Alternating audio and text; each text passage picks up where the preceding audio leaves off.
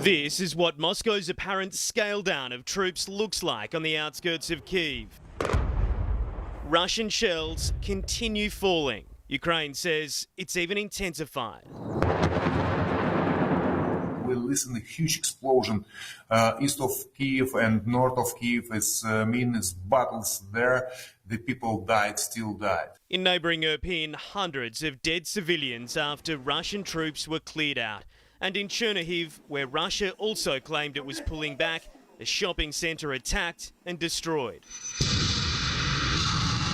This as Russia's foreign minister was in China moving towards what he calls a new, just, democratic world order. We regard yesterday's talks in Istanbul as positive progress, but not as the final result yet. Vladimir Putin says he'll only stop bombarding the shattered city of Mariupol if Ukraine surrenders it.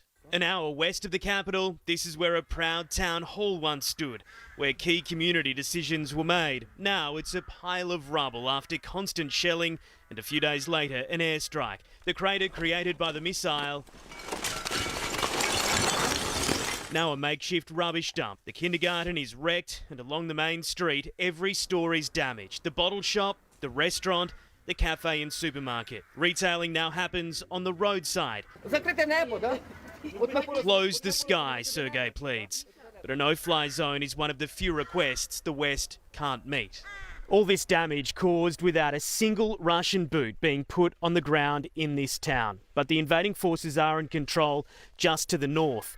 Moscow's troops might not be physically here, but their presence is definitely felt. As for rebuilding Bashiv, it's a tough ask. Locals tell us it took long enough to build in the first place. Do you think this town will ever be the same again? Never. Somehow, this is just life here now. In Bashiv, Ukraine, Hugh Whitfeld, 7 News. Russia has been accused of lying after promising to scale back attacks on some Ukrainian cities following peace talks. As Hugh Whitfeld reports, many more communities have now been left in ruins.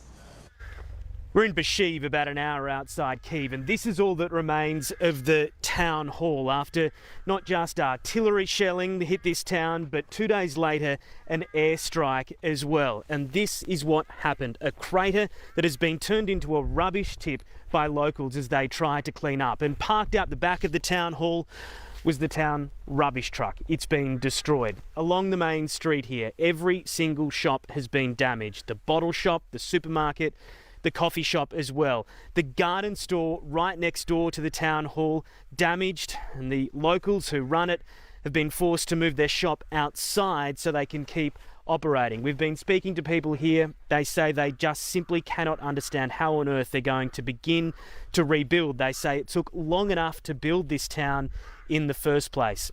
To the north of here, Russian troops are still in control. That's despite what Moscow says about radically reducing, cutting back his presence near the capital. On the ground, we're not seeing that yet. And there is speculation from the US that Russian troops are simply being swapped out with new boots from Belarus.